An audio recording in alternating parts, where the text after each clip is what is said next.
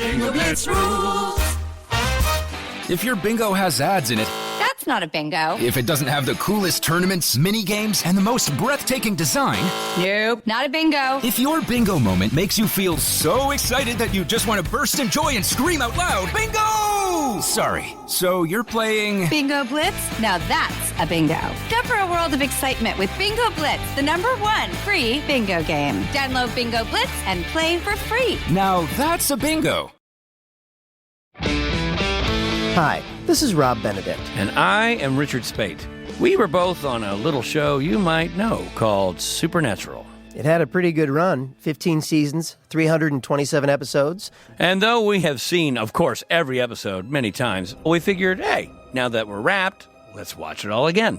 And we can't do that alone, so we're inviting the cast and crew that made the show along for the ride.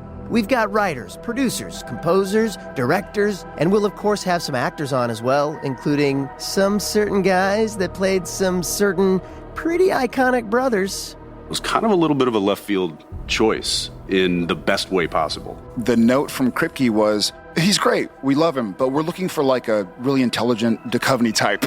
With 15 seasons to explore, it's going to be the road trip of several lifetimes. So please join us and subscribe to Supernatural then and now. Let's hang out. Let's hang out. And let's talk about what Leslie's about. Let's hang out. And let's listen to two lesbians shout. Let's hang out. Let's hang out. Hey everyone, welcome back to Let's Hang Out. I'm Ellie Brigida. And I'm Lee Holmes Foster, and here's what's happening this week. This week in the Lesdom. This Week in the Lesdom is a place where we can touch base each episode about things going on with the podcast or otherwise. And we want to remind you all that we have our first ever live concert of The Flame on September 15th at 54 Below, starting at 7 p.m.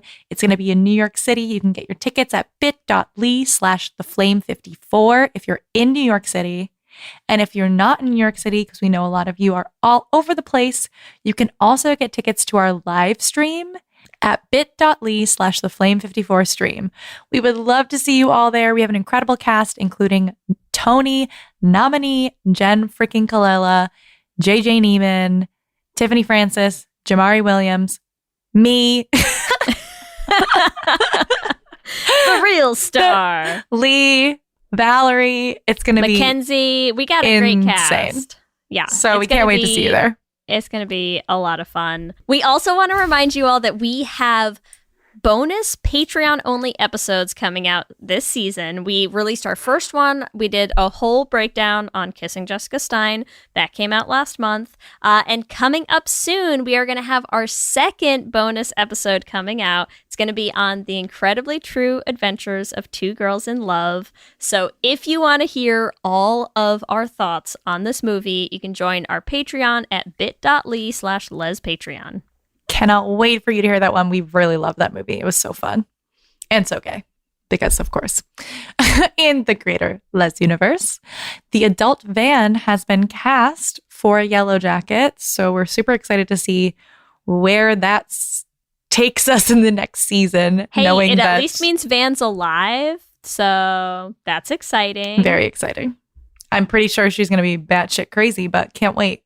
Well, who is it? Yeah, it's Yellow Jackets. Who isn't in Yellow Jackets? Listen. So, in other exciting news, I think a bunch of you may have seen on Instagram that Jenna Malone came out recently. So, listen, as a teen of the aughts, this just really warms my little teenage heart. Also, that she came out in what I think is like the best way ever, like via interpretive dance, posted to her Instagram with this whole caption about feeling like she had felt like a heterosexual man in a woman's body, and, you know, that her sexual identity has more to teach her, and just exploring the world and herself and her place in it. And I mean, listen, like, what a way to come out. So I love it. Living your best gay life, Jenna. We're happy for you. Also, for any of you Riverdale fans out there, Lily Reinhart has said that she is going to be in a new LGBTQ plus period piece. You know how I feel about period pieces, but I also love Lily Reinhart. So, like, we'll see. where I land on that. I'm sure I'll watch it. I'm sure we'll watch it, Ellie. You know we're gonna. I will definitely watch it. I know we're not gonna. Listen, with the amount of cancellations lately, we're not gonna complain about like any new gay stuff out there. So that's what's happening this week. Back to you, Ellie and Lee. Thanks, Ellie and Lee, and welcome to our 89th installment of Should Have Been Gay. Oh, it was fun, it was great, but it should have been a little more gay. And in this week's episode, Ellie, come quick! They've gone wild. The girls have gone wild. There honestly were so many options for this. I thought you were going to burst into Jingle Bell Rock. I mean, I thought about it, but then we'd have to do the whole song, and then it's going to take up a lot of the episode. And then, it'd be awkward for everyone. We'd have to slap our thighs. Like, it's just a lot. It's a lot. I'm ready. So excited. We are talking about Mean Girls today. Like, this is going to be a big one for all of us. And we are joined by a very, very special guest, Mary Holland. Thank you, Mary, for hanging out with us. Thank you for having me. Hi.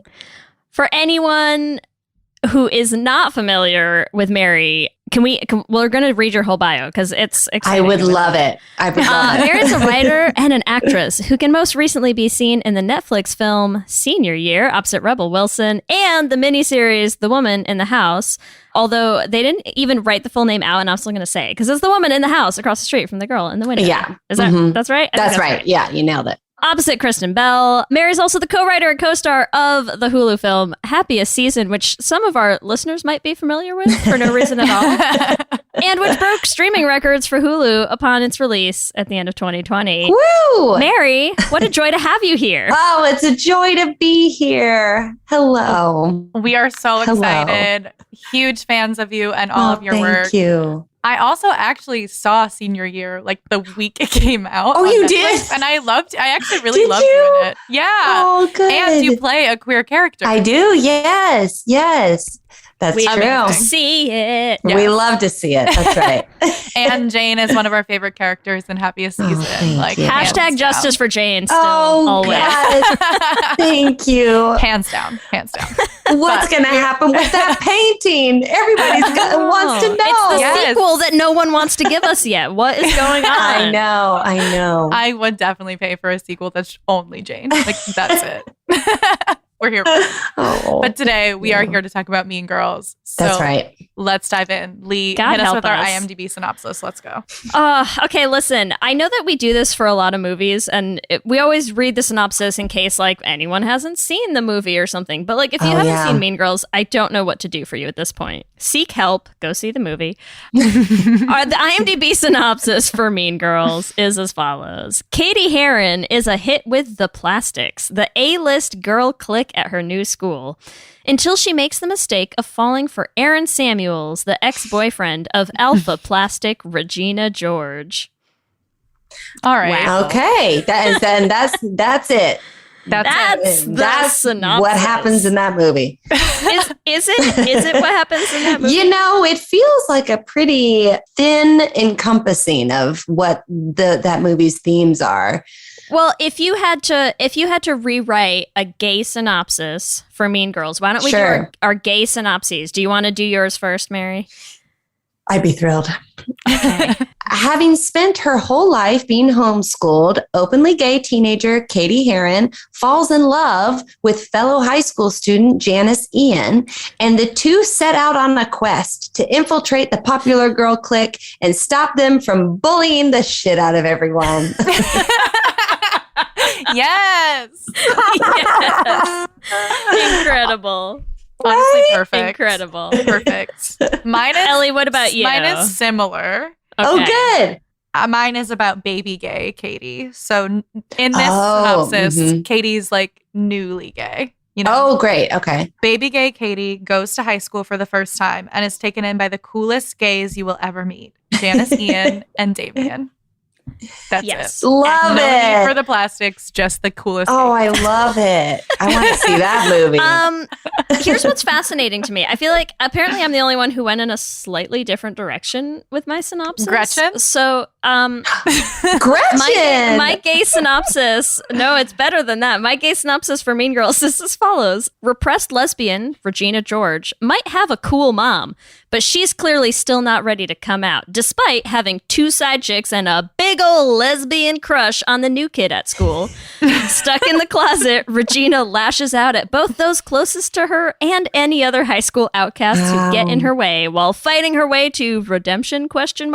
In this queer coming of age tale. And is question mark spelled out? Yes. Okay, good. Because you want people to say that literally, it's out a parenthetical in my notes. Parentheses, question mark. Yeah. I mean, that's why we've been waiting so long for Mean Girls, because I think you can make a very convincing case for every single character in this film. We might be here for the next 3 hours is the problem. Yes. Mary, what do you got going on tonight? You got time? I've got nothing but time. Listen, I don't need to eat dinner. I am here. This is I am 4 hours later. Yeah. We wake up tomorrow morning still talking about it. I've fallen asleep. But I'm still having the conversation in my sleep. Sleep talking about it. Sure. Oh God. Yeah, this movie is, oh my God. I cannot wait to talk about this.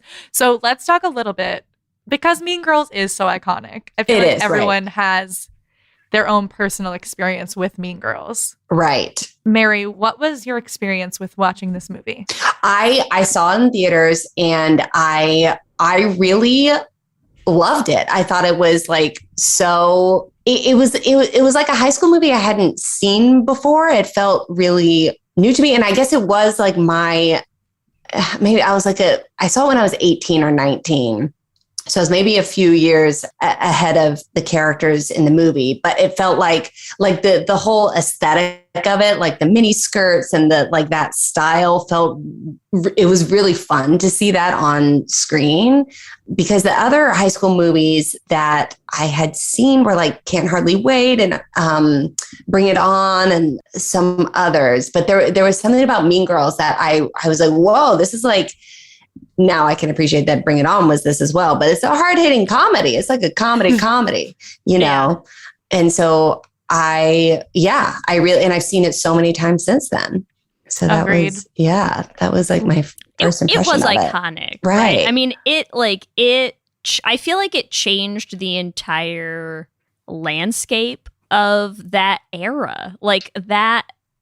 Yeah. It just became like a immediate force of nature. Oh my gosh, totally. Just quotes and inside jokes in words like lingo that just started like filtering into, just everything. It became everything. Totally. I even think that scene where Janice, where they're like telling her about the map of the cafeteria, and they the camera swoops in and you get like a cool, it's like it had such action to it. Yeah. But it was so informative in a way. It was like really impressionable. Yeah.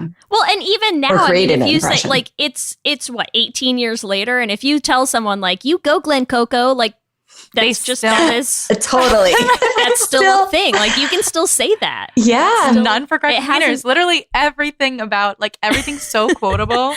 And none for Gretchen Wieners. Bye. None for Gretchen Wieners. Bye.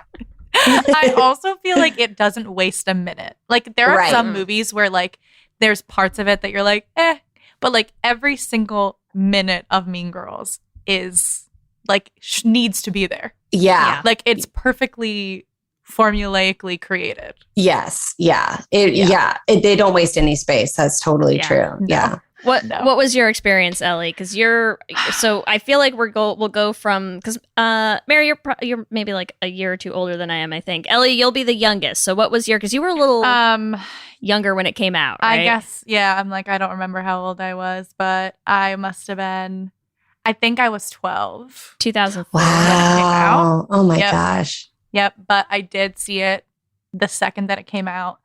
I find this film, okay, so first of all, yes, iconic. I find this film very fascinating because what it's trying to do, I think, is show you what bullying really is like in high school. Right. Right? Whereas before you had these high school bullies who were I'm gonna stick your head in the locker and whatever. But actually girls bully very differently. Oh, that's great. Yeah, totally. And so it was this sort of anti-bullying piece, but also as a 12-year-old, I wanted to be the plastics.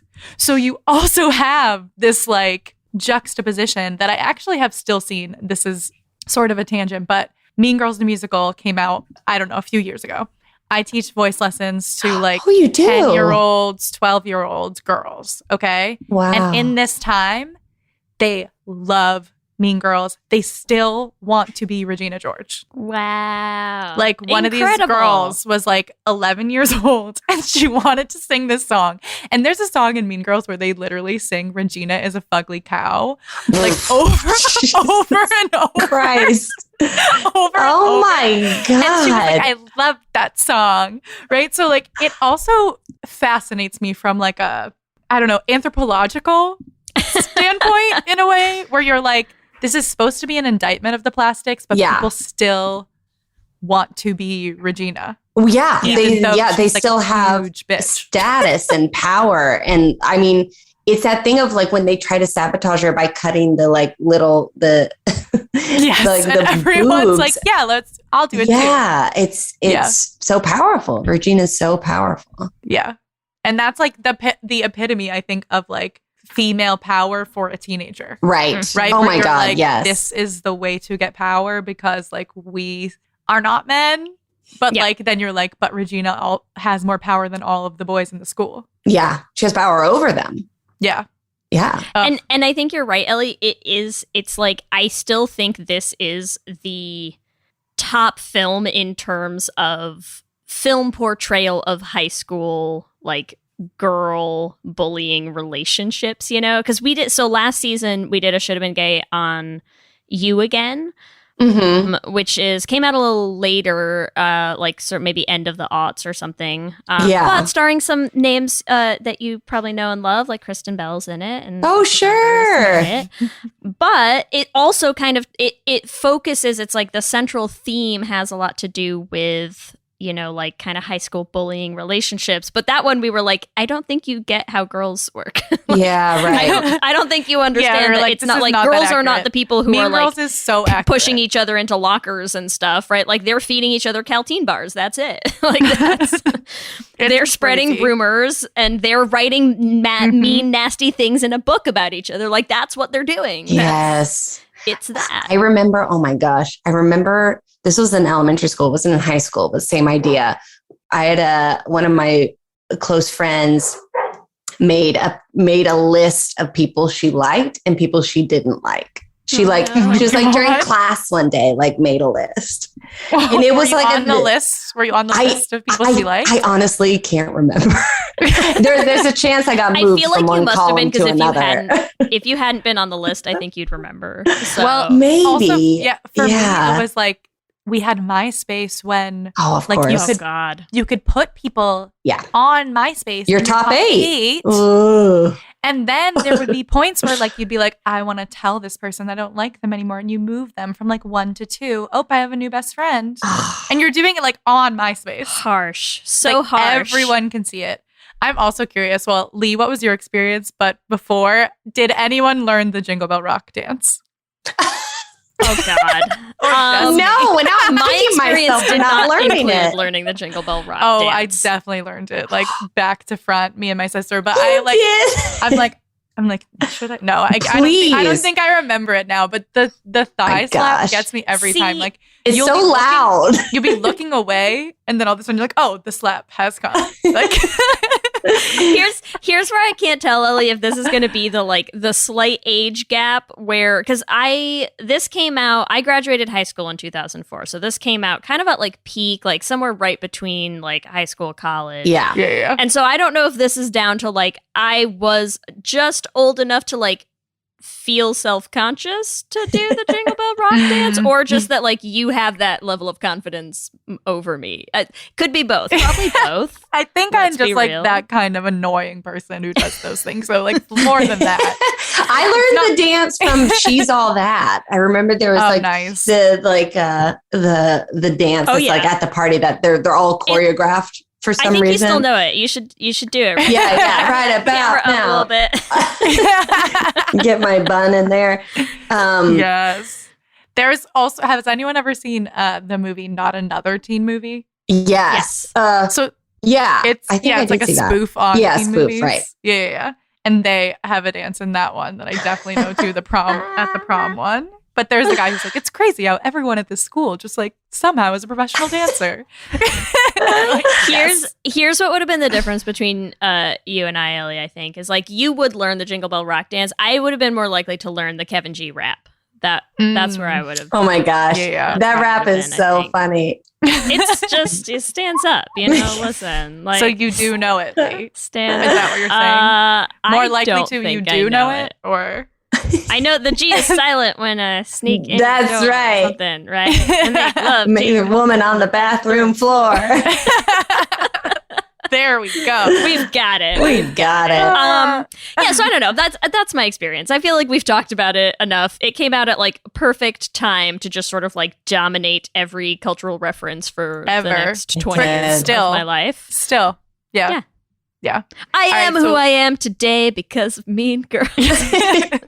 I mean, that's like not wrong though. But let's talk a little bit about how gay it was, because that's why we are truly That's here. right. That's why we're here. Yes. So, Okay. Mary, on your most recent rewatch, Yeah. what were the things that stood out to you the most?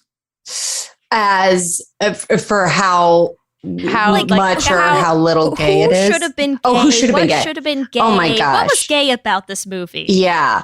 We'll let you do the honors because I wouldn't know how to start. Where do you start?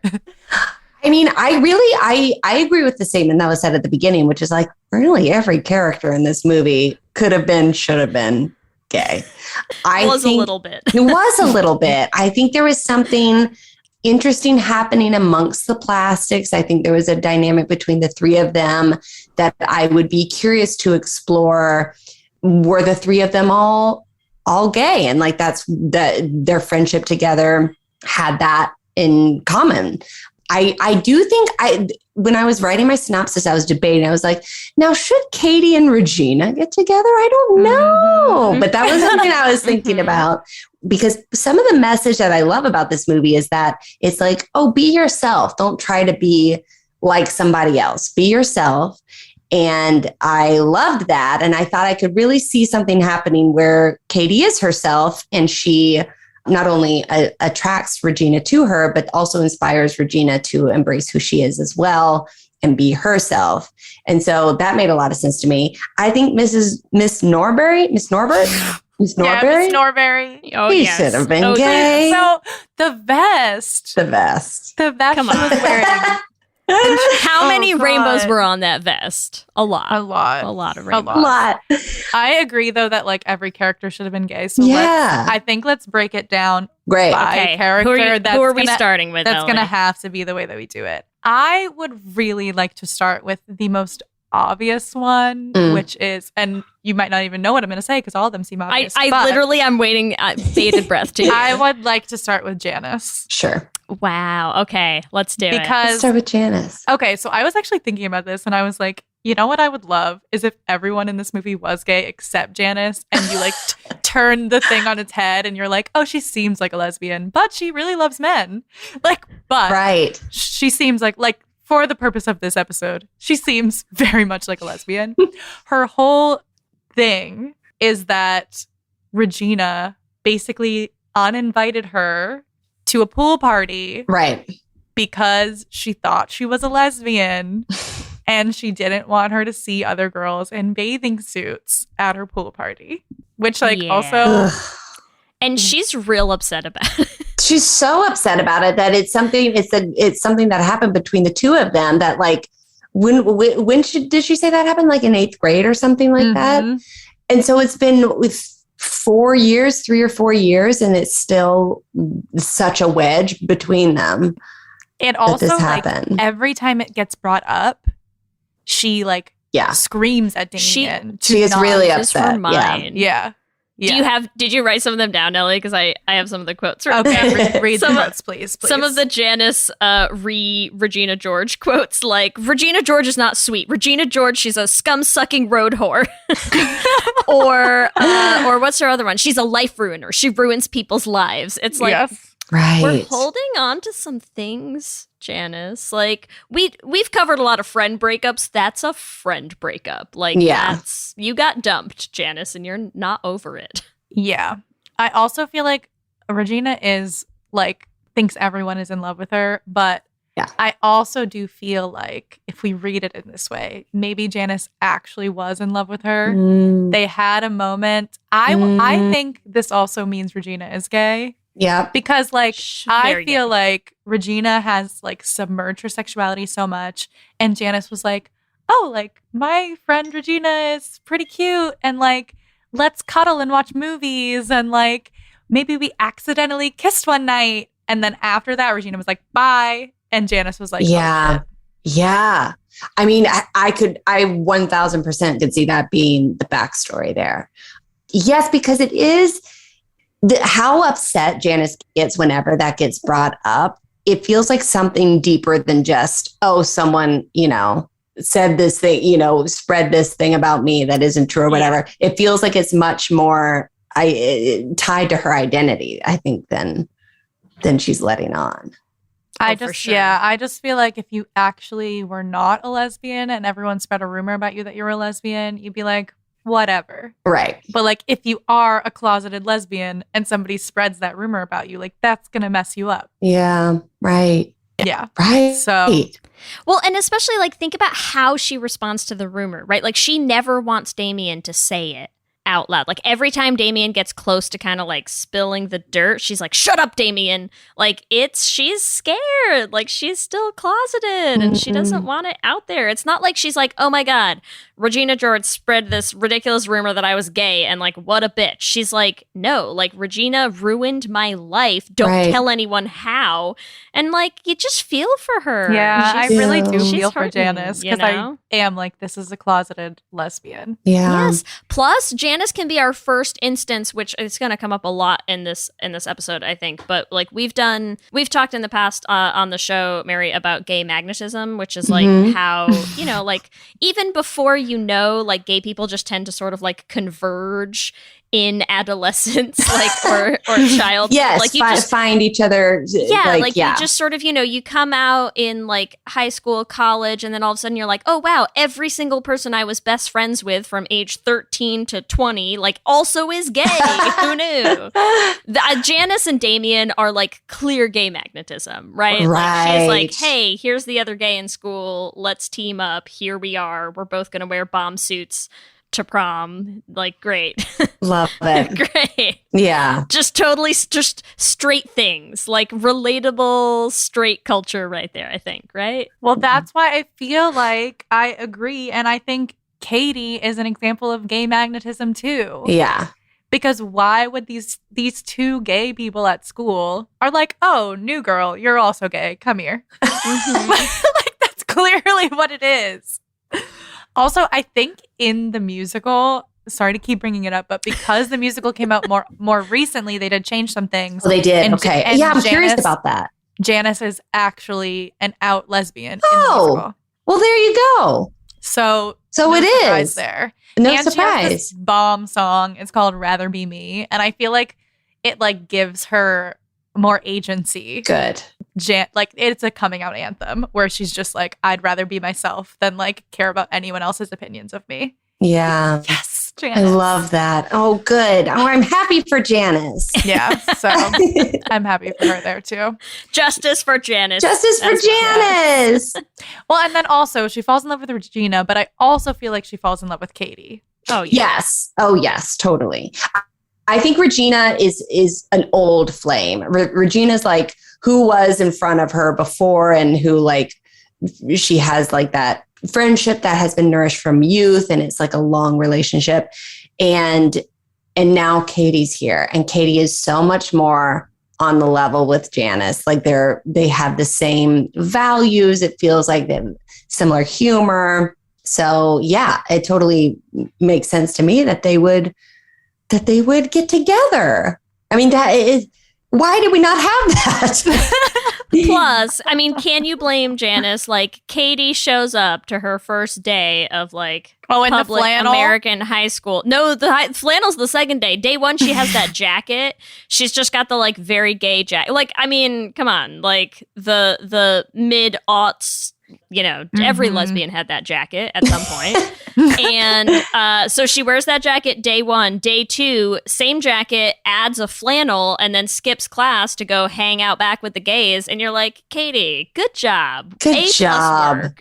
You've done great. Katie. So who could hold it against Janice for being like, look, an obvious other gay here for me? I'm also so interested in diving into the fact that Katie was homeschooled her entire life. And then she just gets really thrown into the deep end by suddenly having to go to high school with a bunch of people she doesn't know. I don't know how she didn't just stay in that toilet stall 24 hours a day. I can't imagine.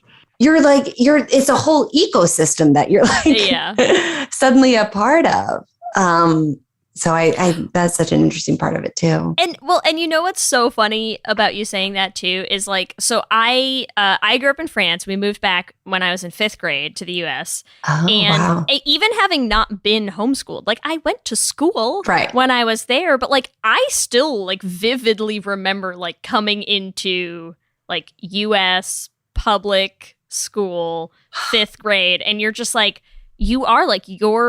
you feel like a zoo exhibit, you're just you're the new kid, everything, you don't really know what's going on, you don't have any of the landscape, you don't know who anyone is, they all have these relationships that have been in existence for years, and they've all grown up together, and and I still remember that. And I can't imagine doing it in high school. I mean, God, I know. Help you. God help you.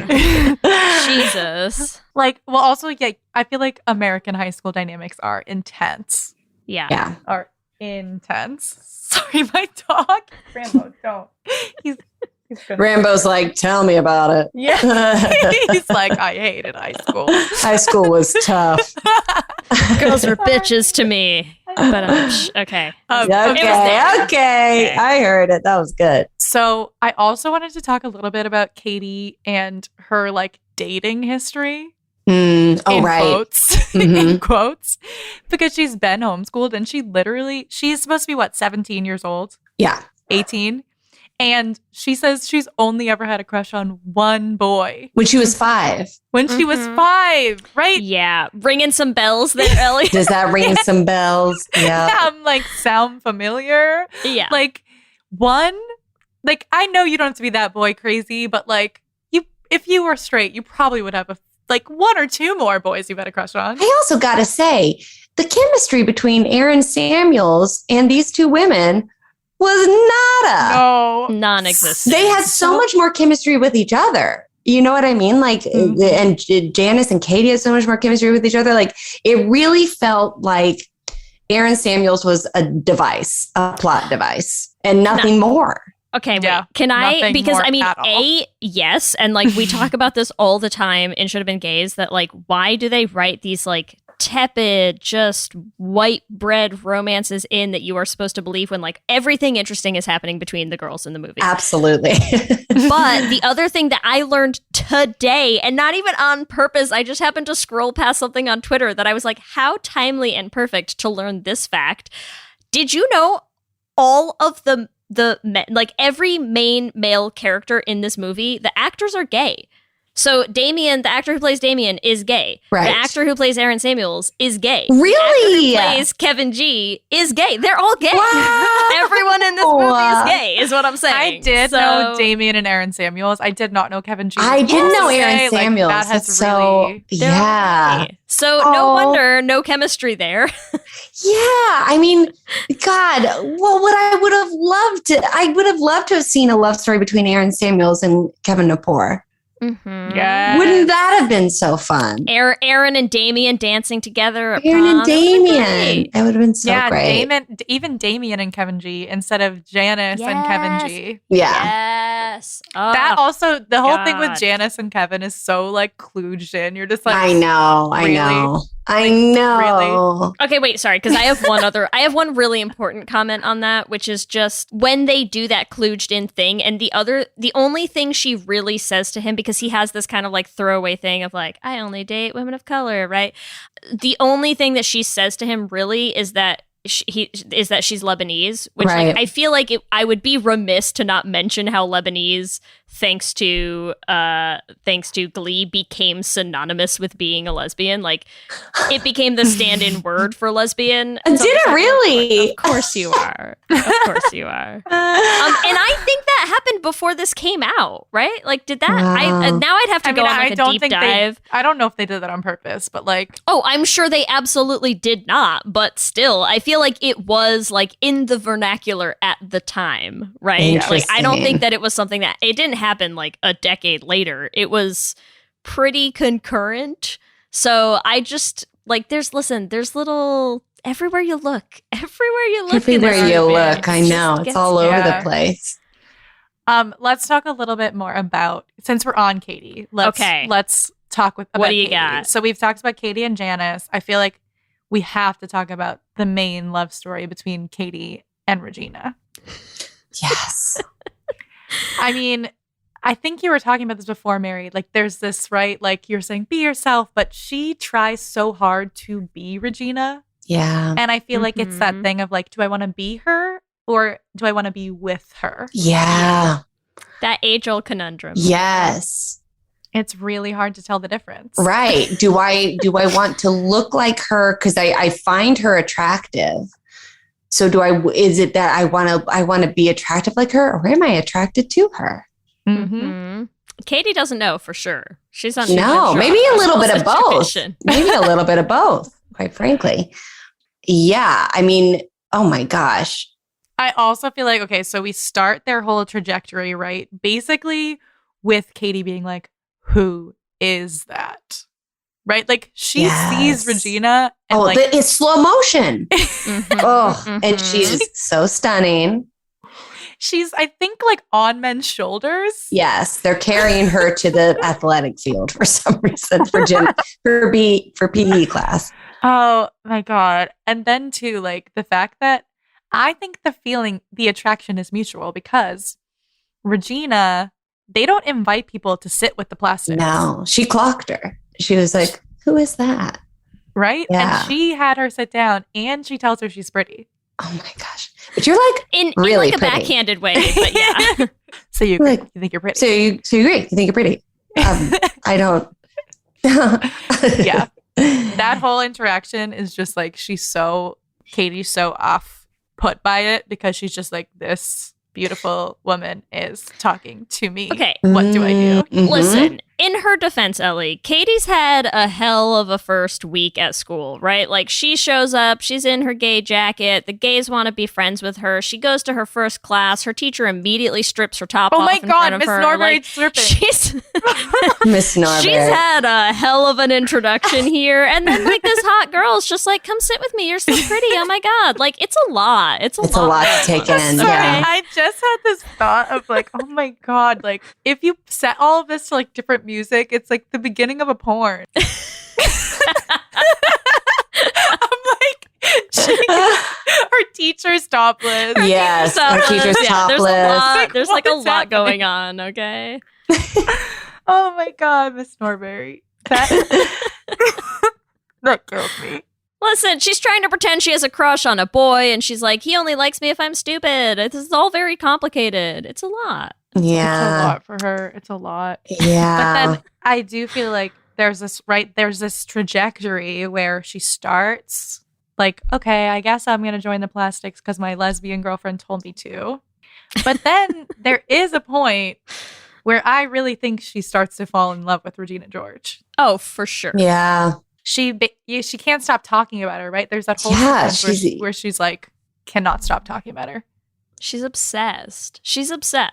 And I think, listen, I'm going to hold on to it for a bit because even more than Katie starts falling in love with Regina, Regina starts falling in love with Katie is my main thesis here. But no, yeah, she's obsessed. Like, she can't talk about anything else. It's driving Janice is like so jealous because she's like, please stop talking about Regina. Like, Regina already broke up with me. What is going on? I think there's also Regina, they gave her like a makeover. They like, you know, like, I think Regina was kind of fawning all over Katie at one point. And I think that was a really, what a powerful force. for, Katie to encounter with someone that she thinks is so beautiful. Also, like, what do we think is like the actual scene where they fall in love? What's the turning point? Oh, that's such a good question. Because, like, for both of obviously them, because there's I don't think it's the same time. Obviously, I don't think it's there's the a same first for each. attraction. But, like, what's the point where, I think Regina falls for Katie when she sits down at that lunch table and she tries to, like, do her normal tricks where she, like, gains status in a relationship and Katie's not responding to it. Katie's not, like, biting. Yeah. Okay, So she's counterpoint. I think... Or maybe, okay, how about I'll give you that's when she falls for her. I think she realizes it at the party when she sees Aaron talking to Katie. Right? Because there's a stark turning point for me with Regina when she immediately is like, what? Aaron is into Katie? Like, I'm gonna get back with Aaron. Like, she is not here for it. And she has no interest in Aaron Samuels whatsoever. No, she's cheating on him the whole time. It is not about Aaron. So what's it about? So what is it about? It's about Kate. That's all I'm saying. That's my listen. Welcome to my TED Talk. And I want to like always bring it back to Jingle Bell Rock, but that's a good one though. I think it's the moment where Katie starts to sing. In Jingle Bell Rock. Of course, because she saved the performance and she has this beautiful singing voice. Of course. And I think that's the moment Regina's like, damn, this girl. Like Big Four, I feel like she put Katie under her. Right. I love that. But also... How do you top lesbians, Ellie? Yeah. Also, I feel like that's the moment where she's like, oh, this girl could like be my equal. Yeah. Or maybe like, I don't think Regina ever thinks anyone's her equal, but you know what I mean? Closer. Yep. That's such a good moment too. I love. This episode is sponsored by BetterHelp.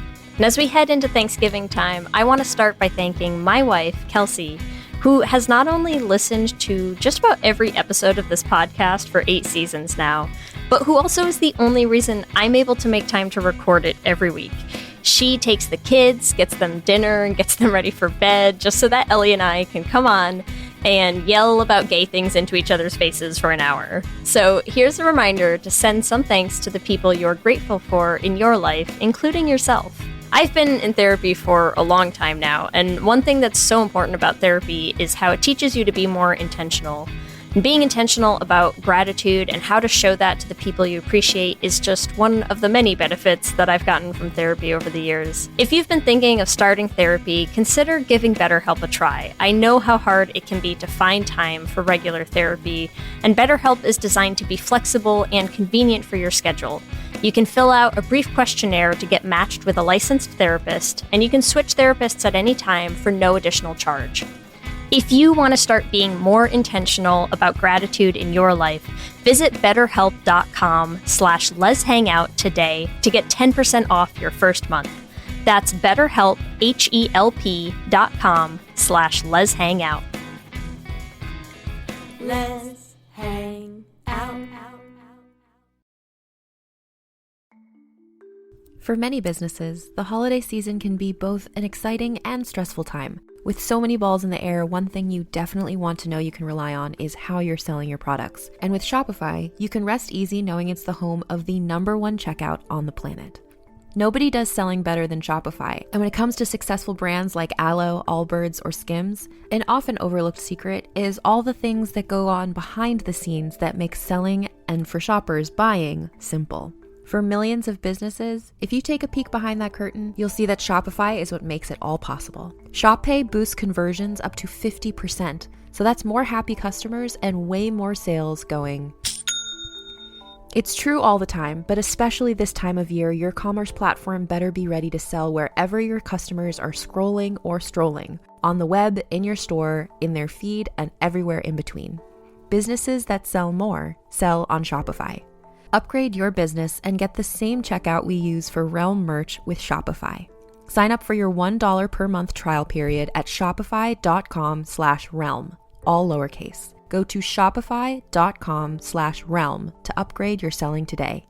Shopify.com/realm.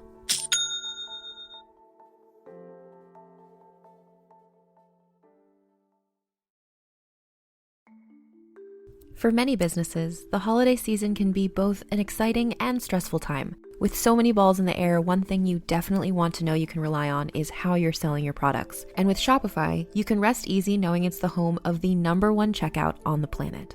Nobody does selling better than Shopify, and when it comes to successful brands like Aloe, Allbirds, or Skims, an often overlooked secret is all the things that go on behind the scenes that make selling, and for shoppers, buying, simple.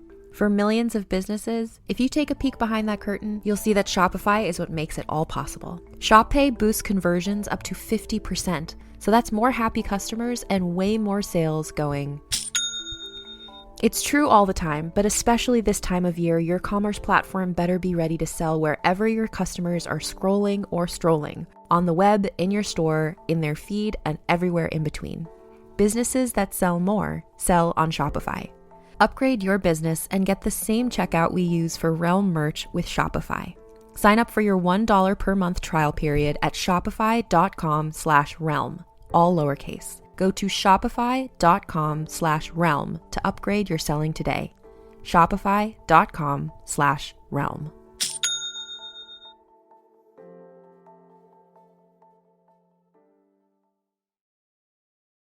Ladies and gentlemen. What are you doing? What do you mean? Just keep it simple.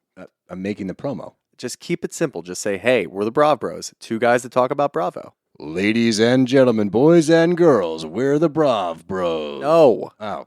Dude, stop with the voice. Just keep it simple. I've seen promos on TV, dude. This is how you get the fans engaged. This is how you get listeners. We're trying to get listeners here. If we just say, oh, we're two dudes that talk about Bravo, people are going to get tired of it already. We need some oomph. All right, then fine. Let's try to do it with your voice.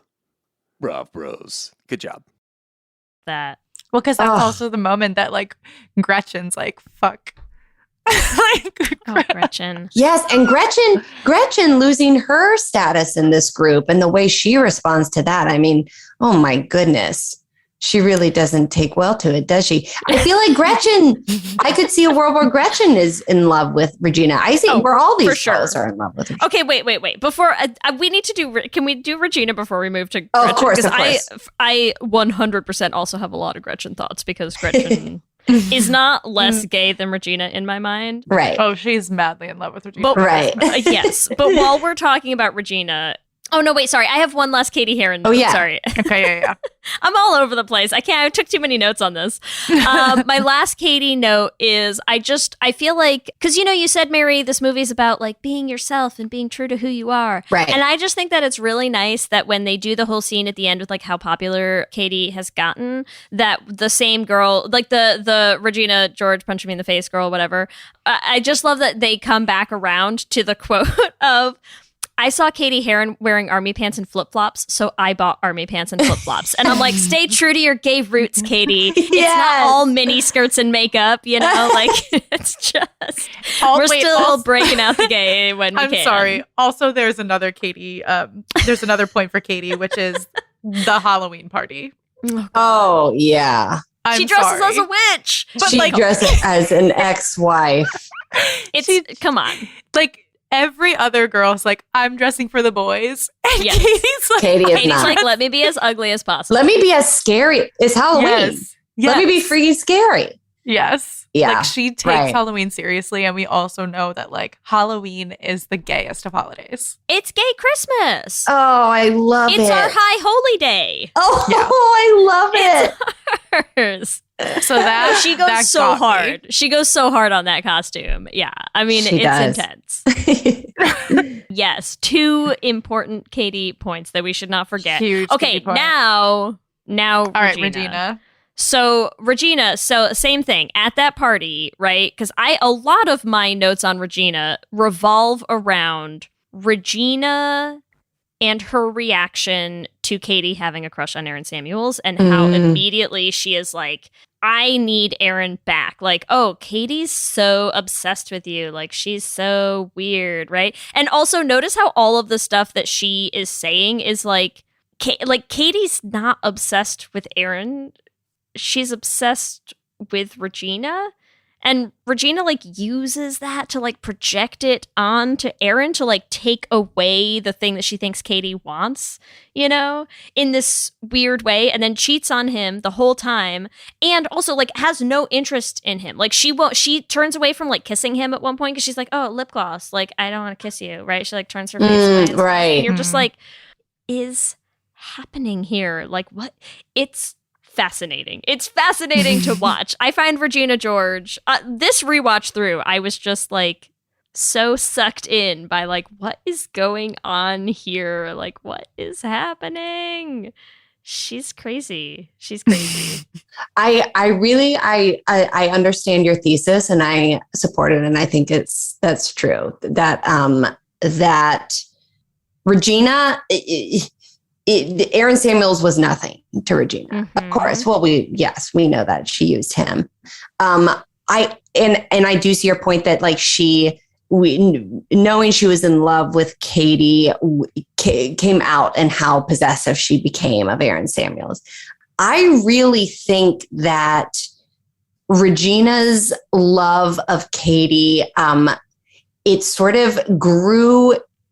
The less she was able to control Katie, the more she fell in love with her.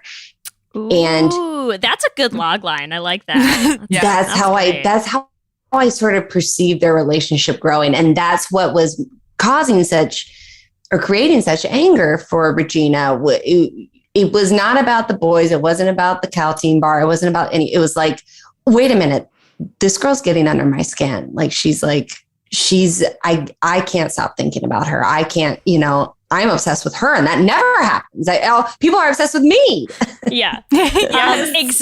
Exhibit A of like, I'm obsessed with this girl and that this is like weird and I don't know how to handle this, is the first scene where she calls to ask about Aaron Samuels. She like calls Katie up on the phone and she's just like casually like lying around in her room in lingerie. And I'm just like, is that like a normal thing that you do? I wore lingerie all the time in high school. And I knew what lingerie was. Yeah. Like, I feel like, to me, it just feels like such a Regina George move to be like, this girl is throwing me off somehow, so I need to feel like extra powerful. This is like, this is Regina George's version of like doing like power poses. Yes. And she's like, I'm going to feel like a hot bitch in my lingerie so that like when I call you up to ask if you're into my ex-boyfriend, like it doesn't like completely throw me, right? She's like, this is how I'm going to prepare for this, because otherwise it's weird. It's weird. I think, like Regina, everything she does is calculated. So like she would just be very calculated and like, what am I wearing for this phone call? Lingerie, my hottest lingerie. My hottest lingerie. Like, I just want Katie to ask me what I'm wearing so I can tell her. Yeah, and even if she doesn't, even if it doesn't come up, I feel like she'll be able to sense it just from my voice. She'll be able to see it. I am now like headcanoning for myself, Ellie, just this endless like montage sequence of like phone calls with Regina constantly in lingerie, just being like, today she'll ask. Like, today's the day. Today she's going to ask what I'm wearing La Perla. She's got to ask today. She'll be like, she'll ask me to go somewhere and I'll be like, oh, I'm not even dressed. Like, yeah, she's waiting for it. Yeah. Okay, we'll get dressed. God damn it. Damn it. She's so like, close. I never can predict what she's going to say. I do think you're right, though. Like, she can't control her and it gets to her. Yeah. Mm-hmm. She like is so unpredictable to Regina because she's not socialized. Like, she's been homeschooled. So, right, every other girl has been socialized in this way that like Regina knows exactly what to say to them. Yes. Because they've like been socialized in this high school way. But she can't get to her. She gets to her. She literally like quote unquote ruins her life. But like, does she really? She's a life ruiner. Also, Regina ends up being on the field hockey team at the end of the movie. Listen, okay. And that pile of girls. Literally, when we get to the ending of all of these characters, Regina George's like best scenario ending is a pile of girls on top of her. Stop no. it, Mean Girls. You're Come telling on, we yourself. know. Like, You're telling on Regina yourself. George's ending is so gay. It's a lot. So gay. It's a lot. It's like it is okay. So there's a point where they all are like sitting right together. Mm-hmm. Does Regina George? Does she sit with them or she walks by? No, with she all the walks girls? by. She walks by with the other girls. Okay, but with all the Walks girls. by with her girlfriend. With all Who the are we girls. kidding? Come on. Yeah, right. Like Walks by with Dawn. I think was that Dawn? That character's maybe? name? Yeah. I could be wrong about that. Although you're saying that, and I know it's not, and my head immediately was like Dawn Denbo and her lover Regina. What? No, stop it. Oh God. Who said but that? But it is true. Like she's not with a man. She is No. with all of her women from the field hockey team, and that's their lacrosse team. That's her happy ending. Oh, lacrosse. Thank you. Either way, it's like very aggressive, very gay, super gay. Yeah. Well, and okay, listen, can we so that's Regina George's future. I feel like it's impossible to understand Regina George's very, very strong homosexuality without digging a little bit more into Regina George's past. Because like we touched on it with Janice, right? That obviously there's some history between Regina and Janice where they, had that like the dating before you know you're dating, like you haven't quite both come out and come to terms with your sexuality yet, and you have this like intense friendship that then went wrong. But I also feel like you have to look at Regina then projecting, like immediately throwing Janice under the bus, right? With being like, Janice Ian, what a dyke. Like definitely not me, because like I cut ties and like pushed that all away from myself as forcefully as I possibly could. But then I also think it's like looking at the way that Regina clearly has like how she has internalized some of her own like homophobia. When they have the scene where they're all like the plastics all line up in front of the mirror and they're all like saying the things that they hate about themselves, right? Do you remember what Regina's is? Yes, because she felt like she was like, at least you can wear halters. I've got like I man have shoulders. Man shoulders. Right. Yeah. Right? Like she's so clearly like picks one thing about herself that she's like, oh my God, like a slightly like masculine thing. Like I hate that about me. And you're like, do you though, Regina?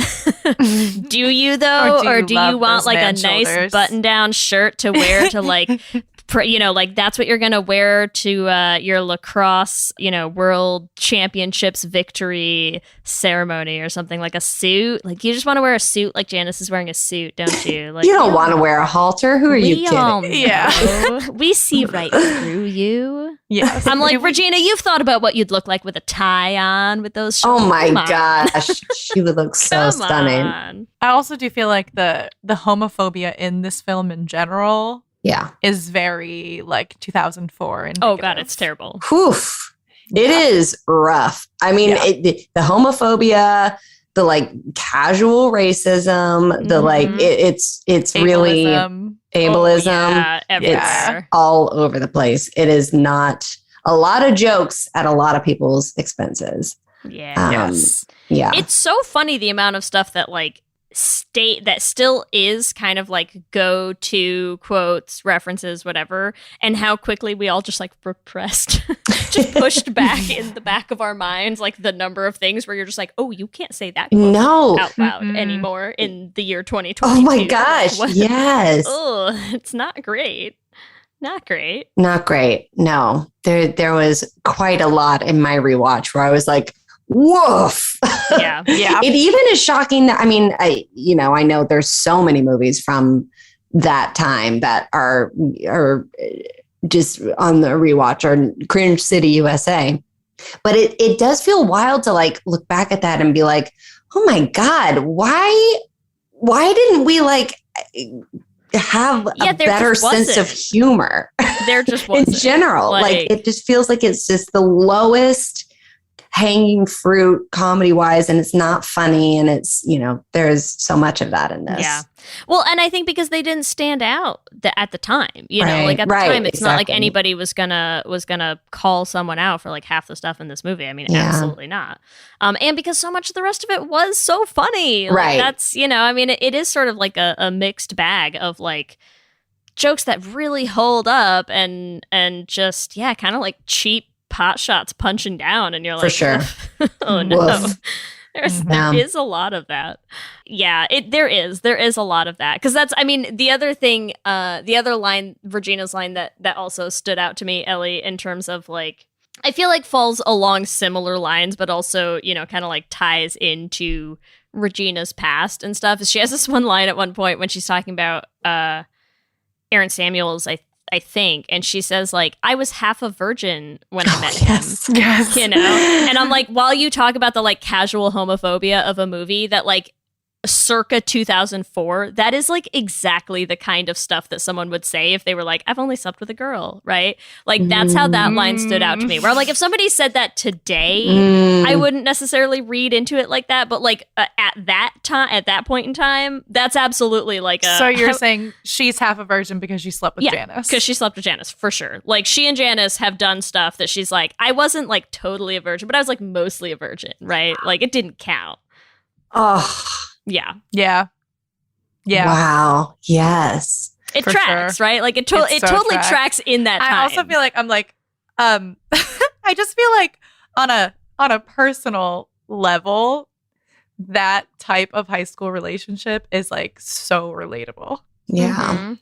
Like also I just have like a lot of friends who are like around the same age as me, who have like, most of us are out now and like had some sort of like relationship that you were like, wait, we were friends, but like that was gay. There was something more at play there. I literally like, for me it was more like, okay, like we would watch movies and like cuddle, and like we would be holding hands all the time like at lunch, but I literally have a friend who's like, oh yeah, like I had sex with my friend all the time, and we were like, we're straight. And I'm like, what are you talking about? Whoa. She's like, yeah, no. And she's like, yeah, we just would have sex all the time. Whoa. That's exactly how I picture Regina and Janice. Yes. Like, that's exactly the friendship. Totally. And then just being like, yeah, but like, that's normal, right? Yeah. Like, that's just right. That's just normal shit. Normal girl shit. Yeah, you know, two girls, you know, being friends and of just course, like, sleeping with each other. Totally, like just fine. practicing. You're Dry practicing humping a little bit every night at a sleepover, whatever. It's so fun and fine. Yeah. Yeah, I really do. Good, clean fun. It's just good, clean fun for everyone. I do wish we had seen more of I would love to have seen more of like, the root of this is Janice and Regina.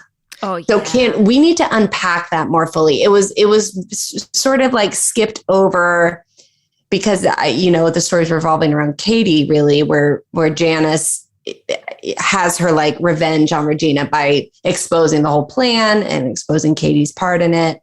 But I wanted them to like have it out with each other of what has happened over the past few years. And I wanted Janice to like have that conversation with Regina of what you did hurt me so badly.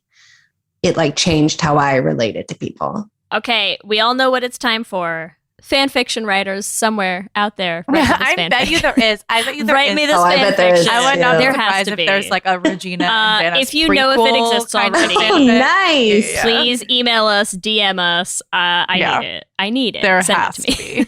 It But has like to be out there. I want it. there is a Mean Girls 2, right? I don't know what. I never watched Oh, is there? I never saw But I'm it. pretty sure there's a sequel, and I don't know what the point of it is. But I feel like there should have also been a prequel that's like literally just, or like even like a short film, right? We get like a little short. Yeah, like in front of a Pixar movie, just a quick little short film. Exactly.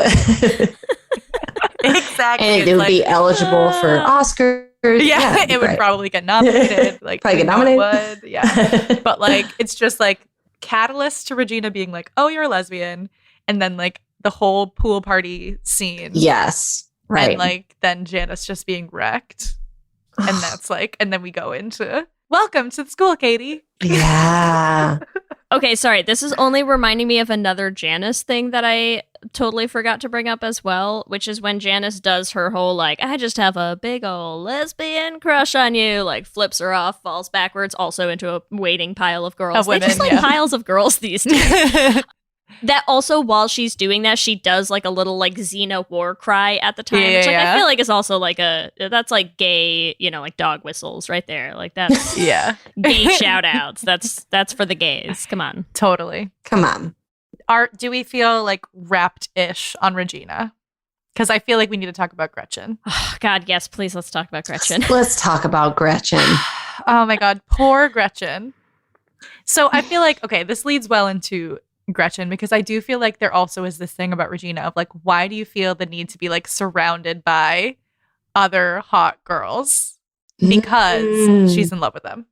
Of course. But Gretchen is definitely like her main girl, right? Like, knows all her secrets. They've had like real conversations, because the like secrets that Gretchen reveals to Katie are like, oh, she like calls Gretchen and like cries to her about what's happening at home with her parents. Like they have a real connection with each other. I know, and you never get to see it. I wish we got to see more of it, because like there's like a real connection that is, you only hear about it in passing once she like breaks it, know? Like once Katie comes in and like just sledgehammers it, then you get to hear some of it. I feel like it's also like the most like damaging evidence as to Regina being a lesbian is that like she clearly has this like secret relationship with Gretchen. Right? Like she has a relationship with Gretchen in public, which is that she's like always shitting on her, right? Right. But there's clearly like a private relationship between the two of them where she's basically like, yes, I'm in love with you. Yeah, she's closer to Gretchen than Karen. I think Karen is just like, along for the ride with them. But yeah, Gretchen is like her main girl. Yeah. Well, and because some of those things too, like the way that relationship plays out also is just so gay sometimes, right? Because like I'm picturing the scene so it's after Regina gets back together with Aaron and she sends Gretchen to like have this conversation to be like, if Regina wants to make sure that you're not mad at her, which like, first of all, I'm like, I love how insecure Regina is. She's like, not even lingerie is going to make me prepared enough to have this conversation on my own. I have to like send Gretchen in my stead. I need a buffer. Yeah. A buffer. And she sends Gretchen to literally go and do like, Regina wanted me to give you this, and then hugs her, like sends Gretchen to like give Katie a hug to be like, don't hate me because I'm dating Aaron again. Like, I'm just here waiting to call you on the phone in my lingerie. Like, what? What is happening here? It's insane. And I'm like, this is like the gayest thing I've ever seen, is to like send your like also ex-girlfriend to be like, are you mad at Regina? She has this for you. A hug. And you're like, what? What's happening? Who does this? This is not a thing. And also like, I mean, the whole breakup between Regina and Gretchen, I think, is the crux of it, right? Yeah. Oh, yeah. And like, who has not, like, Regina's like, okay, Gretchen, you're my girl, right? And then she finds a new, shinier girl and she's like, never mind. It's heartbreaking. hard. I mean, I had that growing up. I mean, I feel like, oh my God, that is what happens in friendships with girls growing up, where you're like, she was my best friend. Now this other person is her best friend. And I had that happen so many times. I got so jealous of girls who became best friends with who was supposed to be my best friend. Like at summer camp, I remember one summer, there was a girl who was really funny, and God damn it. And she, can't be too funny, women. You can't be too funny. And she became really close with who had been my best friend at summer camp every summer. And they got so close, they became best friends. And I was devastated. It was soul crushing. Yeah. It was like, it's so intense. And then I think you add in this layer of that's not just a friend, that's someone you care about and love. Right. Like, imagine if you and your friend had also been like hooking up the whole time. Oh my God. Just casual straight stuff. No, yeah, it's fun and it's fine. Yeah. Right. Would have been so much worse. It's so much worse. Yes. It's like, it really, it's core shaking. Yeah. I really feel so much for Gretchen. Like, Me too. I'm very empathetic towards that poor little lesbian who's just like, but I thought you loved me. I know. It's so sad, actually. It's really sad. It's also because Gretchen has what I also think is another one of those lines where I'm just like, again, in the context of like this era of time, it's just a line that like reads so gay to me now, is Gretchen being like, you might think you like someone, but you could be wrong, you know? And I'm like, can't you just picture like, I just feel like Regina is so repressed that she's like, oh my God, like Janice and I are totally having sex all the time. But like now I'm realizing that like people are going to look at us differently. So like we're going to shut it down. I'm going to like push you under the dyke bus. Like no one's ever going to know it was secretly me. And then I'm just going to like latch on to Gretchen. Right. And then every time that like Gretchen likes someone, I'm just going to be like, no, you don't. You actually don't like him. Or even worse, Gretchen being like, maybe I have a crush on her. And Regina being like, absolutely not. Like that is not acceptable in our little group. Right? And like shut that down. And then just like using Gretchen to like tell all of her secrets to and like form this like pseudo relationship with, and then tossing her aside to be like, please go give Katie a hug for me. And you're like, oh, I know. Regina, go to therapy, baby. Like, well, Gretchen is like the opposite of Katie. Like she, Gretchen like fully was like, control me, like basically saying to Regina, yes, I'm here. I'm like, I will do whatever you tell me to do. I'll do, like, my needs don't matter in this relationship. And it's so soul crushing because she's like, I literally did everything for you and you still don't love me. Like, that hurts. But that's why I love Gretchen getting angry.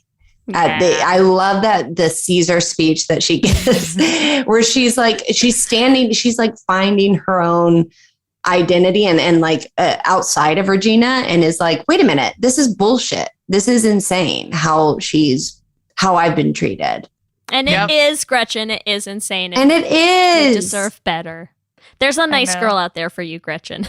There is. I know. And then too, like, I mean, it is just like, okay, now that Regina's her ex, like she also like trashes her ex so hard in a way that's just like, okay, like that, this is like way more than just a friend for you, because like you are like telling every single one of her secrets. Like, well, and it also the way she was kind of spiraling in her mind, that it totally feels the same as when you go through a breakup and you're trying to make sense of what happened and you're in denial about the ending of the relationship. You're so hurt by it. Like it totally, yes, her mental spirals that she was going down. I was like, oh my God, yeah, that this feels like a romantic breakup just happened. Yeah. Yeah. Well, and can we talk about Gretchen at the end as well? Because, okay, listen, while we're talking about how Gretchen just wants to be controlled, maybe dominated, you know, however we want to call that. Oh, sure. Sure. Yeah. Is Gretchen a perfect sub? Chime in soon, listeners, and let us know your thoughts. All I'm saying is, like, the end of the movie, right? Like, what does Gretchen do the second that Regina is, like, no longer in the picture? She's like, let me go find, like, 2 new girls to, like, throw myself under as well. Yes. I'll learn a whole new language for you. Sure. Whatever you need from me. Yeah. That's all. I just noticing some trends. Gretchen's like maybe. entire purpose in life is to like serve women. Yes. Like that's all that's like what she feels like she has to do. She's like, I will give, like, and I feel like that's such a like lesbian thing to do though, to like completely be like, I'll give you whatever you want because you're a beautiful girl. Like, take everything I have. Yeah. And then like I hope she figures some shit out, and you know. I want her to regain her independence because she really like, I want that for her too. Again, and you're like, Gretchen, come on. I know. We went through this. You were strong and independent. I know. Gretchen's maybe the one with the least growth by the end of the movie. Yeah. Poor Gretchen. Oh, Lord. But yeah, like that's pretty obvious that she's just madly in love with Regina. And then they went through a breakup. What about Karen? How do we feel about Karen's place in all of this? You know how I mostly feel about Karen in a general sense is like, I just don't think that we, like, I feel like especially going back and watching this movie now, where like at the time, I feel like we knew so much less about the actors in this, right? I mean, like Lindsay Lohan was big. Yeah, and, like she Rachel was McAdams was like kind of starting. Was Rachel McAdams in The Notebook before this or after? I think it was after this. I think it was. This was like her. They were very breakout. close together, but this was like one of her first biggest roles, and so it was like this sort of started. No, she was in The Hot Chick before this, though. Oh, she was. Did you see The Hot Chick? Have you seen No. it? Oh my god! Actually, I'm a huge Rachel McAdams fan. I just think she's such a she brilliant is actress. wonderful. Because she can literally play any role. Like She's so in good. in The Hot Chick, she plays. It's like a body swap with her and Rob Schneider. So she's playing Rob Schneider in Rachel McAdams' body. It's incredible. But that was when I fell in love with Rachel McAdams. Here's my note on Karen is like I feel like it struck me more because I was just paying so much more attention on this rewatch, right? Like I feel like Mean Girls to me, it's a movie that I've seen so many times that it's like you almost don't even pay attention to it anymore. I was paying so much more attention this time, and I feel like because this also was early in Amanda Seyfried's career, that like I don't think it stood out to me like how great she was. Oh, she's so good as Karen. She's so funny. Fucking nails it. Oh my right? god, like, I know. It's not until you see her do enough stuff afterwards that you're like, wow, like what a great performance. Like, it's so good. I know she really. I remember seeing it and being like, this girl's very funny. She really knows what she's doing.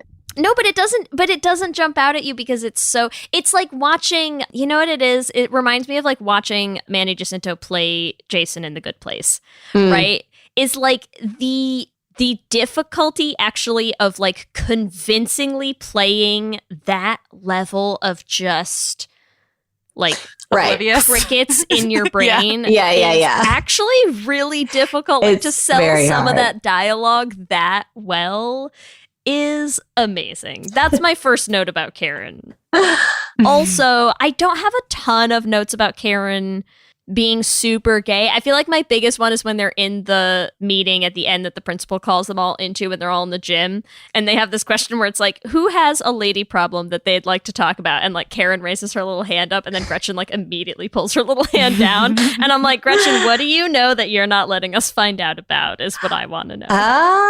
Oh. I also feel like Karen is so oblivious that she also would be like Regina's little sex plaything and like yeah. like in the same way that Brittany in Glee is like, me and Santana have sex all the time and like nothing is happening here. It's fun and it's fine. Yeah, she's not getting emotionally involved. Yeah. And I think that's why Regina loves her because she's like, after I have sex she's like, with all Gretchen, girls do this. Like, I have to cuddle with her. I have to like give her all this attention. And like Karen's just like, that was fun. Good night. Bye. Yeah. See you tomorrow. Yeah. Like whenever Gretchen's getting too emotional, she's like, I'm sorry. I just need to call Karen. And that's what she does. She's like, calls Karen to go out. And she's like, Gretchen is driving me nuts right now. Yep. Is that why Karen gets so upset when Regina starts calling her a whore?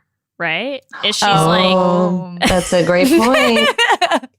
Wow. She's like, there are things I've only done with you, Regina. Yeah, exactly. She's like, what do you mean you're calling me a whore? Like, you always told me that this was like normal and cool and fine. Like, if I'm a whore, what does that make you?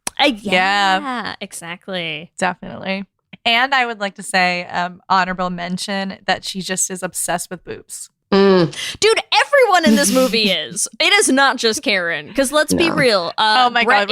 Also, when Katie's staring at Regina's mom with the dog. Yeah. Wait, is it Gretchen or Karen that tells her about the mom's boob job? Is that Karen? Oh, Gretchen tells her about Gretchen. Yeah. I thought it was Gretchen. So Gretchen's calling out boobs. Janice has that line when she's like, "Oh, well, at least now that like Regina's gaining weight, like she's got big jugs or something, right?" Like everyone in this movie, they're like very into each other's boobs. Yeah. Yeah. Just normal straight stuff again. Just Yeah, it's just normal, it's just straight. Yeah. Yeah. That's right. I mean, that's pretty much everyone in this film Yeah. that we've gone through. Is there, we talked a little bit about Miss Norbury. Do you want to like do a little like synopsis on Miss Norbury? Come on. Come on is the answer for Miss Norbury. The answer is she's like, oh, hey, kids, here I am in my rainbow vest with my rainbow pin on it, talking about my unsuccessful marriage. Yeah. I mean... The divorce was a big, like, thing for you. She's like, I got divorced over the summer. And, like, it seems like she got... Well, it's also... you don't know. We don't she know. Doesn't say her husband ever. No. I think she does reference a husband at one point, but I'm pretty sure it's because she came out and, like, you know, some people come out later in life, you know, like, it happens. We know about it. Sure. She's learned some things we'll see about that from Miss herself. Norbury. But yeah, that's... And then I think, like, should we talk just like a little bit about the gym scene in general? Because I just feel like that scene is just a gay scene. As opposed to all the others in this movie. To every other scene. Explain, Ellie, explain. Well, I feel like, okay, we've already talked about it. Janice literally is like, I have a big lesbian crush on you, and everyone's like, yeah! Like, everyone's so excited about this. That one random girl who just like wants to be there just has a lot of feelings. Oh my gosh. Yes. So funny. We never like dove into, is that person an adult? They look like an adult. Yeah. I think they're an and adult. they just came, which is very funny. Yes. I mean, I think too, just like having a group therapy session with all of these women, like really is the turning point where they all feel like they can actually come out. Yeah, I like that. That's beautiful. You know? So I feel like that moment with their like lesbian therapist, Miss Norbury. Miss Norbury. Wait, sorry. While we're talking about Miss Norbury's vest, when another Karen note, when they have lunch the day that Regina wears sweatpants and she's like, well, like they're like, you can't sit with us because you're breaking the rules, and she's like, well, those rules aren't real, and Karen is the one who's like, well, they were real that day I wore a vest. Yeah. I mean, come on. Gay Also, culture. the fact that they choose that Regina's like, you have to wear pink, I do feel like is like, she is trying to be so hyper feminine. Yes. That like nobody can call her out and be like, you're gay. No. So like she's forcing herself to be super, super like, I'm like the hottest and the most feminine. Like you could never confuse me for a lesbian. And then when she becomes herself, she's the complete opposite of that. So complete opposite. So true. Yeah. Damn, this movie's so gay. Okay, should we move into ships then, Ellie? Because I feel like yeah, I think unless like I don't know, we've Mary, covered some of them covered already. a lot. Is there anything else that you think like really stood out to you, or that you wanted to talk about that should have been gay in this film? I mean, we've covered a lot. No, I feel like we covered what I've been thinking about for sure. Yeah, we really nailed it. All right, we really nailed it. We'll go into the ships. Okay. So okay, Mary. Who do you ship? Who's your ship in this movie? Who's your favorite couple? Okay, thank you for Yes. Okay. I saw it in your eyes. It's a relationship. So who do I ship? Okay. Like what two characters would you put in a couple? Oh my gosh. I would put Janice and Regina. Ooh, good one. Good one. So Janice and Regina, what would your ship name for them be? Janina. Nice. Wow, that was like fast. Quick on that. I like it. That was very impressive. Thank you so much. Yeah. I like Ellie, it. who would you ship? Who's your ship? I'm going to say Regina and Gretchen, because I really feel for Gretchen. And I actually do feel like if Regina hadn't tossed Gretchen aside, that they actually have one of the more meaningful relationships together. And I will call them Gretchina. Beautiful. Gretchina. I love the Ina of Regina. It's really good for sure. Yeah, it's good. It's good. It is. But we haven't touched like any of their last names yet, and I'm like, part of me feels like Gretchen Wiener's like Wieners you need to use. Yeah, you're right. I want to do something with her last name, but I don't know what, because Regina George doesn't give me a lot of options to play with. No. Gretchina and Janina. I like it. Who else, Gosh. Okay. So I don't know. I mean, I feel like I have to throw Regina and Katie out there. Sure. Right? Yeah. Because like that's That's have to. Like that's what you see on the poster. You know what I mean? So what do we call? Do you want to Regina, Regina Katie? George and Katie Heron? Right? Katie Heron. Yeah. You could go Regidi. Regidi. Yeah, if you want to try to switch it up. We're not using an Ina. Kagina. What if it's just like Katie George? She takes Katie. Regina's Cute. last name. I love it. Katie George. Because you know she would. Yeah, Regina they would have not bad. let They have anyone. not a lot of good ship name Regina's options. not taking huh? anyone's last name. No. Like suddenly Katie is falling flat compared to the Janice and Gretchen I options. know. Well, also Katie and Janice, I really ship them together as well. Absolutely. Absolutely. Canis. Yeah, Canis. Yeah, Canis works better for me.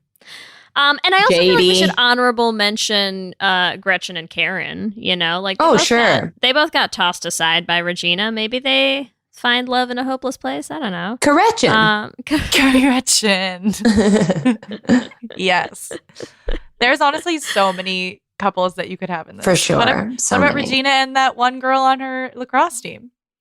Who we decided is named Dawn. Yes. I don't know who she is, but Regina and Dawn, the final. Dawnina.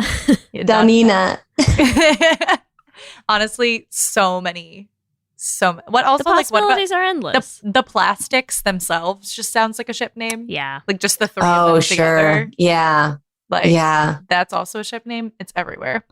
It's everywhere. I mean, no matter what, like this entire film, we have gone from top to bottom. Like if anyone has anything else about Mean Girls, like I dare you to find anything that we did not talk about today. The important point, Ellie, is Mean Girls should have been gay. Should have been gay. Should have been gay. Okay. I felt like I had to say it too. I felt like I had to say it too. Okay. Yeah, you have to. You have to. You don't want to be left out. We No. don't leave anyone out here. You can always sit with us, Mary. Okay, thank you. Yeah, Even we if I don't have wear a dress. pee? Yeah, we do not have a dress code here. I'm wearing pajama Sometimes pants. it's flannels, but like we're flexible with it. Okay. Great. Okay. It's great. 9:30 p.m. for me right now, so I will be in bed after this. I think it's time. It's time for our Q and Gay. Q and gay. Question number 1. Who is the gayest plastic? A. Katie, B. Gretchen, C. Karen, or D. Regina? D. Regina. So Final serious. I've been watching. This is so random, but I've been watching The Weakest Link. Does anyone watch that show? Yes. Oh yes, the game show. Goodbye. Yes. Oh And yeah. I just started watching the new one with Jane Lynch because like the older one, one. and it actually I haven't seen any. I just love Jane Lynch as it. Like she just like is shitting on everyone. But I felt like you were on The Weakest Link. Incredible. Oh, cool. We won't say goodbye to you. Don't worry. Oh please. Okay, great. Okay. Question 2, Mary. Yeah. Which Mean Girl lingo should we bring back? Out of A, gruel, or B, fetch? I kind of feel like fetch is fetching. It's time for fetch to happen. It feels like fetch. It feels like it's right there. I don't know. It's been taking a while, but like finally, It's finally It's no. gonna happen. Gretchen was ahead of her time. You know. Yeah. She really. In so many yeah, ways, She was really. plugged in. Oh my gosh. You're telling me. Question number 3. Here we go. Did you ever pretend to be dumber to get a crush to like you? A, yes, or B, no? A, B, no. I'm naturally pretty not there, so I don't have to No fake need it. to defend, no. It's like, how good are you at math is the question. Bad. Yeah. Bad. See, so you don't have to pretend. It's built in. It's good. It's built in. Yeah. I also feel like I'm just like not about that in general. Like that whole thing where like women have to be dumber for men, I think is so stupid. Maybe it's because I'm gay, but like I'd never like bought into that. No. See, I'm the person who would be like, I know how I'll get my crush to like me. I'll try to tutor them. That would have been like my go-to move. Like you were the tutor, not the tootie. Yeah. It wouldn't have worked either. The tootie. It's fine. Yeah. Not till after you've had some McDonald's, you know what I mean? Then you're the 2D. Yes.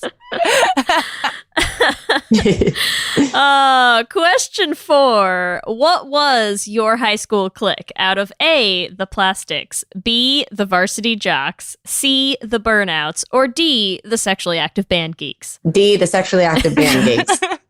I don't know why. I just felt like that was coming out of your mouth. That was me. I played the flute. You were ready. You were like prepared. You could tell. You were just waiting for it. Oh, yeah. I was like, I know where I belonged. Oh, yeah.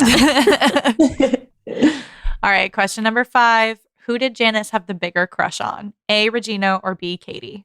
B, Katie. I think. I think there's no wrong answer there. Right. It feels like a both big old of lesbian them. crushes. Yeah, right.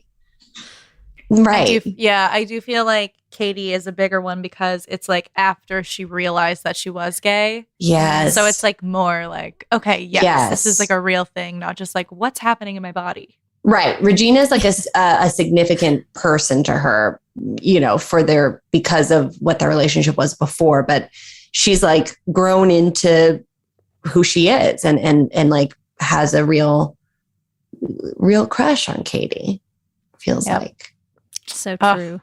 What a movie. What an episode. Thank you so much, Mary, for hanging out. Thank you for having me. This was so fun. This was amazing. What a blast. Let our listeners know where they can find you on all the socials. Yes. All the socials. You can follow me on Instagram at Mary Holland Days, spelled like the sauce. And I'm in senior year on Netflix, and there's a movie called Golden Arm that's about women's arm wrestling, and that is on HBO, and that's really fun. So there's a lot of fun stuff out there. Amazing. Incredible. Anything else coming up that we should be looking out for, or it's more like, under wraps? Under wraps at the moment. Secrets to look forward to. Secrets to look forward to. But the holiday season is upon us, and so happiest season. I believe will still be up there on Hulu, so check that out. Justice for Jane. Justice for Jane. Thank you so much, Mary. This was so fun. Thank you. Thank you for having me. So fun. Let me hear you say hip, hip, hip, hip, hip, well, yeah. We love hearing from all of you, and we love continuing to build this community, so we just like to shout out some of our favorite things every week.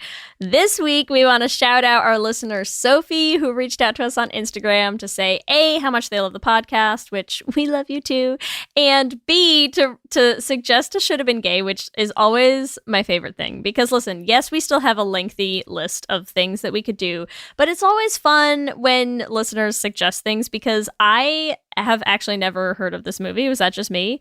I haven't heard of it either, but I'll watch it. If I'll you watch say it, it's gay. especially it's listener recommended. Thanks, Sophie. The movie is Saint Trinians, and all I know about it at this point in time is that it stars Juno Temple. So I'm down.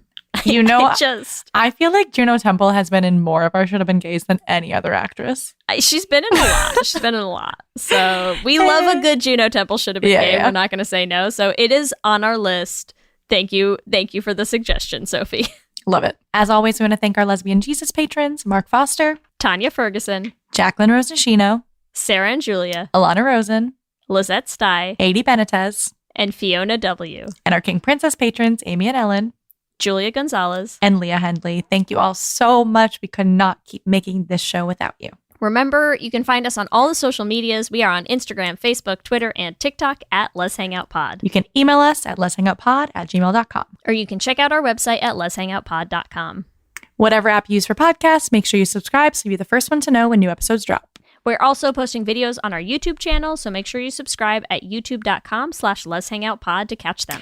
Let's Hang Out is an independently produced show hosted by us with audio production by me. Our production assistant is Kristen Murison, and everything else under the sun by Lee Holmes Foster. If you want to help support that little independently produced show, you can do that in a couple ways. The first one is easy and free, is leave us a rating and a review on the Apple Podcasts app. It helps new people find the show. If you want to join our Patreon, you get access to our Patreon-only Discord chat. You get access to bonus episodes, which are just starting this season. We have one out so far, and the next one will be coming out on September 19th for the incredibly true adventures of two girls in love. You can do that at bit.ly/lespatreon. If you want to stock up on your Les Hangout merch, there's never a bad time of year because we've got it all. We've got tank tops, we've got t-shirts, we've got sweatshirts, we've got hoodies, we've got crew necks, we've got, I don't know, just all of the things, plus tote bags, plus pins, plus stickers. You can find all of our designs on anything your little gay heart desires at bit.ly/lesshop. And remember, we also have a queer production company making queer podcast musicals with guaranteed happy endings that you can find everywhere at $beanprod or at our website, dollarbeanproductions.com. You can listen to all of the episodes of our first show, The Flame, on any podcasting app. And remember, you can also get tickets to our live show of The Flame in New York City. You can buy tickets to join us live in New York at bit.ly/theflame54. And you can join our live stream. You can buy those tickets at bit.ly/theflame54stream. And if you want to help support us in making more musicals and help fund our trip to New York, you can join our Patreon at bit.ly/dollarbeanpatreon. If you want to follow us individually, you can find me on Instagram, Twitter, and TikTok at LSH Foster. And you can find me on Instagram, Twitter, and TikTok at Ellie Brigida. With that, I'm Ellie. And I'm Lee. And let's hang out again soon. Let's hang out. What's up, everyone? It's Noah Daniels. Hey, y'all. I'm JJ. Hey, guys. It's Kat. And we're your hosts of the Real Hauntings podcast, where we bring on guests who share their first-hand encounter ghost stories and supernatural experiences. Now on to the trailer. I've been warned to not tell this story, but I think because of the way it ends, it's okay to tell this story, because some people say that with certain entities, to like speak of them or talk about them or in any way like portray them as powerful will attract them to other people. The creepiest thing about it to me is a lot of times it would wait for me to notice it. Like it would just lay its arm out like this, and then I'd be like, where is it? Where is it? And then I'd see it, and then it would just slither back. For more information on the Real Hauntings, Real Ghost Stories podcast, make sure you check out Real.fm to learn more about our podcast and many other amazing podcasts.